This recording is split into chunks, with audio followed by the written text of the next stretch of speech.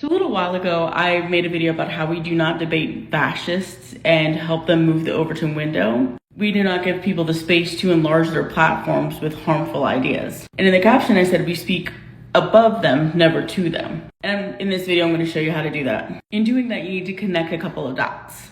And who better to use as an example of this on this fine Juneteenth than Kelly, Black People Enjoy Being Slaves, Cadogan. Now, a couple of days ago, I posted this. Black queer people warned y'all. And this was in response to Kelly Cadogan tweeting, honestly, my apology was bullshit. Now, apparently Kelly was pissed with this tweet and that I didn't give enough context as to why she said her apology was bullshit. I didn't know I needed more context than a one-sentence tweet that comprised of like 4 or 5 words, but here we are. Anyways, Kelly was pissed that I was pushing a false narrative and automatically assumed that I was talking about her slavery comments. Kelly, why would you assume that? Anyway, she launched into this lengthy diatribe. You can pause to read if you really want to. I don't really see how it makes much of a difference. You can go and look. I made a more personal reply to her. Here's how you make an example of what she's trying to do. You're going to want to connect a couple of points, right? You want to understand who she is, what she's doing, and who she could be an example to. Kelly Cadogan is a trans white woman trying to distance herself from the overall queer movement, particularly those of diverse genders.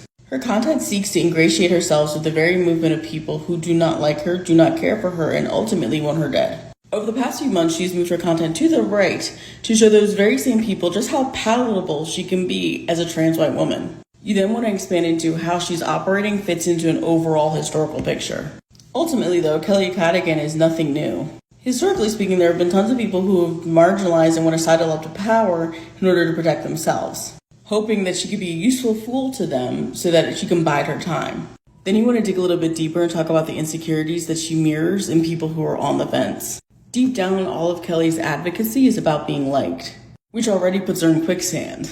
Personally, I don't really think she knows who she is, and she's decided to make that everybody else's problem as a way to make herself seem more valuable. And she's learning very quickly that likability doesn't mean anything to the people that wish her harm. And in trying to exude this facade of power over people of marginalized gender, while begging people on the right who wish her harm to like her, she ultimately comes off as extremely pathetic and weak.